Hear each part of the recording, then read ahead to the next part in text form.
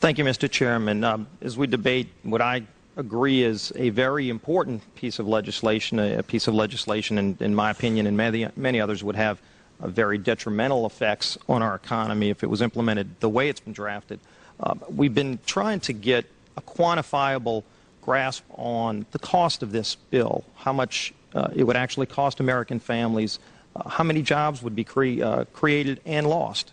And number one, on the science side, we've had very divergent views. We've had dozens of experts come over the last few days and testify, giving very different opinions on the science. On the economics of it, we have not had the same kind of divergence. In fact, most economists and experts that have testified on the cost acknowledge, in fact, I'll refer to President Obama's own budget that was just passed 2 weeks ago. If you go to page 119 of the President's budget, he's anticipating generating $646 billion in new tax revenue from this bill. So clearly the President expects this bill to generate $646 billion in new taxes that even his own budget director has said would be passed on to consumers. Congressman, you began by denying that there is a consensus on the science. There is a consensus on the science. Well, you mustn't have been listening to our testimony that we've had for the last few days with dozens of experts that have come in who have given completely different views. Well, I would encourage you to go back and look at the testimony this committee's heard. There are people who still believe that the moon landing was staged on a movie lot in Arizona. And neither of us are one of those, and I know you like giving those cute anecdotes. This is not a cutesy issue. We're talking about something that can export millions of jobs out of our economy, out of our country, and testimony's been given just to those numbers. And so we're talking about a serious consequence that there would be on this country and the carbon leakage that would occur where the carbon would be emitted, but it would be emitted in China and India, and the jobs would go to China and India. And that's been testified before this committee in the last few days as well. So when you testify about the actual cost, do you want to talk about the cost? Man-made global warming pollution causes global warming. That's not a cutesy issue. It's not an open issue. It's your opinion. Obviously, you've stated it many times. Would you talk to the cost? Opinion of the global scientific community, and more importantly, and not in unanimity. There are others on the other side. More importantly, Congressman, that opinion is the opinion of the scientific studies conducted by the largest corporate carbon polluters 14 years ago, who have lied to you and who have lied to the American people for 14 years. And you talk about carbon, and I'm running out of time. We talk about carbon polluters. You talk about them. It's my understanding that back in 1997, when you were vice president, Enron's CEO, Ken Lay, was involved in discussions with you at the White House about helping develop this type of policy, this trading scheme. And is that accurate? Is it inaccurate? It's been reported. I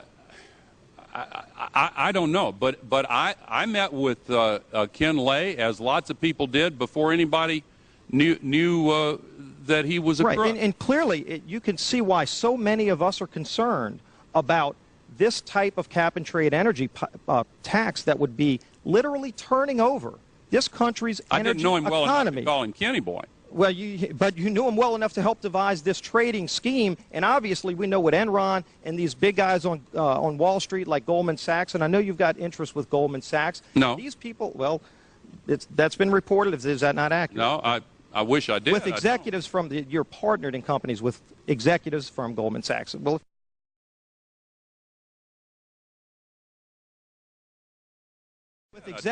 you're partnered in companies with executives from Goldman Sachs. Well, if you're not, either way, Enron clearly had an interest in doing this when they were around. We saw what they did.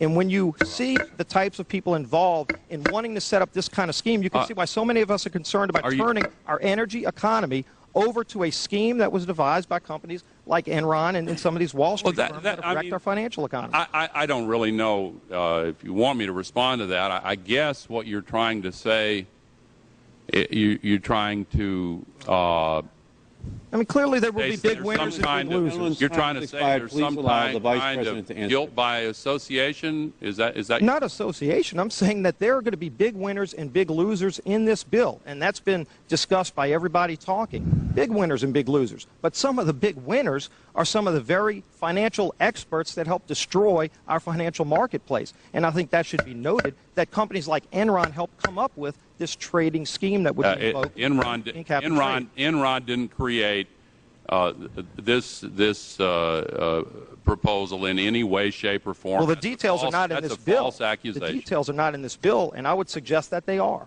For the record, the proposal that we're considering has had the CEO of General Electric, of Alcoa, of Rio Tinto, of corporations across the country who have testified in conjunction with major environmental groups. That is the proposal that we are considering. But we always then come down to arguing about did global warming cause Katrina? Did global warming cause the death of a polar bear? And there are going to be arguments on both sides. Why not just leave that aside? Why not focus on the security? Why not focus on the economy? Why do we have to be in a position of picking winners and losers? We've just watched a financial meltdown in this country, the likes of which hasn't been seen in some time. Now, if people like credit default swaps, they're really going to like the carbon swaps that are going to occur and the carbon future swaps. We spent a full day in this committee last summer talking about the manipulation of the energy futures market in oil. We're going to create, I fear, another such system that people who have an inclination to react dishonestly to systems are going to actually have a new opportunity. Is that not a problem? Well, let me look at your analogy in a slightly different way. There were warnings that the credit default swaps and the subprime mortgages and the other activities that caused the financial crisis were going to bring us ruin if we didn't address them, and nothing was done about it. If I could finish my answer. There are warnings now of a far worse catastrophe, and they're coming from a unified IPCC representing the global scientific community, and if nothing were to be done about it, the results would be far worse. Now, let's look at the subprime mortgages. I remember the days when you made a down payment and proved you could make the monthly payments. And we were told the risk was washed away by securitizing them and lumping them together, and that assumption collapsed. We now have several $1 trillion of subprime carbon assets whose value is based on an assumption that it's perfectly okay to put 70 million tons of that pollution up there every 24 hours. So the reason, in answer to your first question, is why can't we ignore it? Because it's the biggest crisis we've ever faced. And no one who's come before this committee from a scientific basis can show us the smoking gun that mankind is causing this to happen. You can create relationships between the number of sunspots and the partisan makeup of the Senate.